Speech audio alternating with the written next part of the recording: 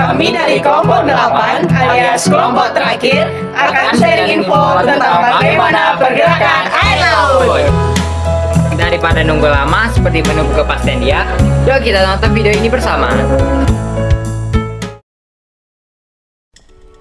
Gerakan air laut adalah pergerakan air laut baik secara vertikal, horizontal maupun gabungan dari kedua disebabkan oleh beberapa faktor seperti gaya tarik bulan dan matahari, kerapatan air, dan perbedaan kadar garam serta angin. Naik turunnya air laut secara teratur dan berulang-ulang karena pengaruh gravitasi gaya tarik-menarik antara bumi, bulan, dan matahari.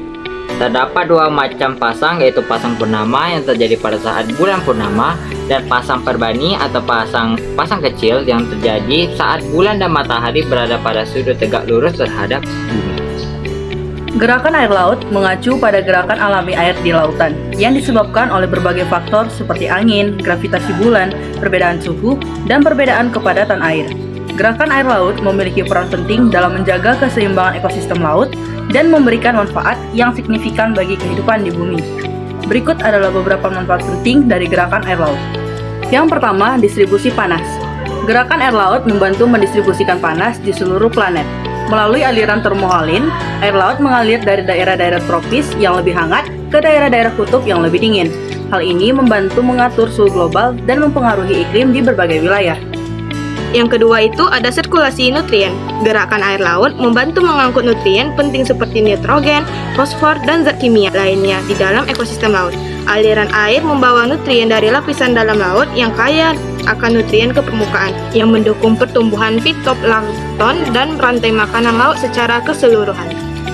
Yang ketiga, transportasi dan perdagangan. Gerakan air laut memungkinkan transportasi laut yang efisien dan perdagangan internasional. Kapal-kapal dapat menggunakan arus laut yang kuat untuk mengurangi waktu perjalanan dan biaya pengiriman barang. Selain itu, gerakan air laut juga mempengaruhi pembentukan pelabuhan alami yang penting untuk kegiatan perdagangan. Yang keempat adalah olahraga dan rekreasi. Gerakan air laut menciptakan kondisi yang ideal untuk berbagai aktivitas olahraga air seperti selancar, berenang, menyelam, dan memancing. Ombak yang dihasilkan oleh gerakan air laut menarik para peselancar dari seluruh dunia untuk mengejar hobi mereka. Selain itu, wisatawan juga menikmati pemandangan indah dan kegiatan rekreasi yang terkait dengan laut. Yang kelima, sumber energi. Gerakan air laut seperti arus laut dan gelombang laut dapat dimanfaatkan sebagai sumber energi terbarukan. Teknologi seperti turbin arus laut dan pembangkit listrik gelombang sedang dikembangkan untuk menghasilkan energi listrik yang bersih dan berkelanjutan. Yang keenam ada keseimbangan ekosistem. Gerakan air laut penting dalam menjaga keseimbangan ekosistem laut. Arus laut membantu menyebarkan larva organisme laut, memungkinkan perkembangan populasi yang sehat.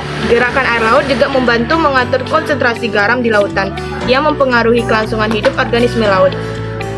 Yang ketujuh, pengendalian iklim. Gerakan air laut, khususnya melalui aliran termohaline, berperan dalam pengendalian iklim global. Distribusi panas yang dihasilkan oleh gerakan air laut membantu mengatur pola cuaca, mengurangi perubahan suhu yang ekstrim, dan mempengaruhi pola curah hujan di berbagai wilayah. Berikut adalah beberapa manfaat dari gerakan air laut, yaitu untuk keperluan pelayaran, perikanan, energi yaitu pembangkit tenaga listrik, pertanian laut, dan pariwisata. Faktor penyebab gerak gelombang air laut antara lain sebagai berikut. Yang pertama ada kerapatan angin, yang kedua ada lamanya angin bertiup, yang ketiga daerah yang terkena pengaruh gerakan angin, yang keempat ada perbedaan kerapatan air laut dan udara, dan yang terakhir yaitu kedalaman laut. Yang ketiga ada arus laut. Arus laut adalah aliran air laut yang mempunyai arah dan peredaran yang tetap dan teratur. Arus laut dapat disebabkan beberapa faktor, yaitu sebagai berikut. Yang pertama ada gerakan angin yang arahnya tetap. Jadi gerakan angin ini mengakibatkan arus laut yang gerakannya permukaannya itu berdatar. Contohnya terdapat dua, yang pertama angin pasat dan angin barat. Angin pasat adalah angin yang menyebabkan arus laut Khatulistiwa Utara bergerak di Samudra Pasifik dan Atlantik, sedangkan arus Khatulistiwa Selatan bergerak di Samudra Pasifik, Atlantik, dan Hindia. Yang kedua ada angin barat.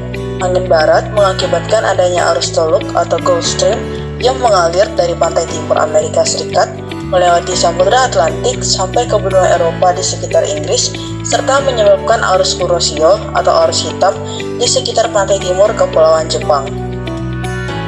Yang kedua, perbedaan tinggi permukaan air laut. Arus laut bergerak dari wilayah laut yang tinggi ke wilayah laut yang rendah. Arus ini disebut arus kompensasi atau arus pengisi, karena air laut bergerak dari wilayah laut yang lebih tinggi ke wilayah yang lebih rendah untuk mengisi. Yang ketiga, adanya pulau atau benua yang merintangi. Akibat adanya pulau atau benua yang merintangi, arus laut menjadi berbelok mengikuti garis pantai. Contohnya arus Brasil, arus Meksiko, dan arus Algeciras. Yang keempat, ada perbedaan suhu dan kadar garam air laut. Jadi perbedaan ini menyebabkan perbedaan kerapatan air laut, sehingga air laut bergerak dari wilayah yang memiliki kerapatan yang tinggi ke wilayah kerapatan yang rendah. Terdapat beberapa istilah dalam proses gerakan arus laut, antara lain sebagai berikut. Yang pertama yaitu upwelling current. Ini adalah peristiwa naiknya massa air dingin dari lapisan laut dalam ke lapisan permukaan. Zona upwelling kaya akan plankton sebagai makanan ikan. Di Indonesia sendiri terdapat zona upwelling, sebagai contoh yaitu di perairan Maluku. Yang kedua, downwelling current adalah peristiwa gerakan air dari permukaan laut ke wilayah yang lebih dalam karena terjadi penumpukan massa air. Yang ketiga, ada arus panas. Arus panas adalah arus yang memiliki suhu relatif tinggi jika dibandingkan suhu pada air laut yang dilaluinya. Contoh, arus Kuroshio, arus Teluk, dan arus Algeciras. Yang keempat, arus dingin adalah arus yang memiliki suhu relatif lebih rendah daripada suhu air laut yang dilaluinya. Contohnya, arus Oyashio, arus Peru, arus Labrador, arus Falkland, dan arus Benguela. Ipin tidur bagai belalang sembah, kamu sama seperti lagu sempurna. Jadilah air laut yang bergelombang indah, memberi aura positif untuk orang di sekitarnya.